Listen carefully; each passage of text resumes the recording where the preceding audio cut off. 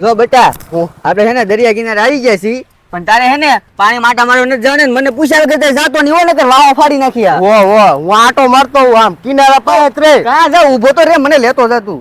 આમ જો તો પપ્પા કેટલું બધું પાણી. હા દેખાય તો મને છે.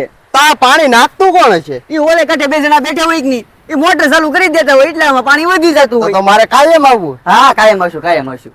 પપ્પા એક ફોટો પાડો ને. ફોટો પાડવો છે હાલ બેટા પાડી દો હાલ. આમ જો હેરકો ઉભો રહે ને આમ દાંત કાઢ. હા એમ હાલ પડી ગયો હાલ. હાલ બીજો બે પાડલું હાલ.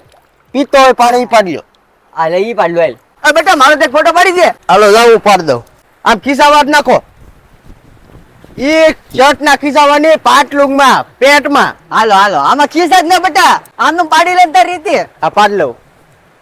હાલો પડી ગયો. બીજો પાડ લઉં. બેટા તને ખબર છે આપણે આખા ભારત રાજ્યમાં ગુજરાત રાજ્ય એક જ એવું છે ને જ્યાં 1600 કિલોમીટર નો દરિયો ધરાવે છે બોલ. તે મેં કઈક ઓલા ભણવામાં એવું આવતું તું હો પણ. હા અને આપણે છે ને આ 1600 કિલોમીટર ના દરિયાના ઇલાકામાં છે ને 680 ડોલ્ફિન જોવા મળેલી છે બોલ. તો આપણે હાલો ને જોવા જઈએ અંદર. હા આપણે એમ નો જોવા જવાય આપણે હોડકો લઈને જવાય આમ જાય ને તો આપણે ડૂબી જઈએ. પપ્પા આ પાણી કેટલું ખારું હે. ઈ પીતો નહીં હું તને આગળ નર્મદાનું પાણી લાવી દઉં. આ પાણી પી જાય ઝાડા થઈ જાય પછી મારે તને દવાખાને લઈ જવો જોઈએ. હાલ બેટા આપણે મોડું થઈ ગયું છે હવે. પપ્પા ભૂખ લાગી પાણીપુરી ખાતા જઈએ. હાલો. હાલ ચાલ બહુ પાણીપુરી ખાતો નહીં ને તો પેટમાં દુખશે. હા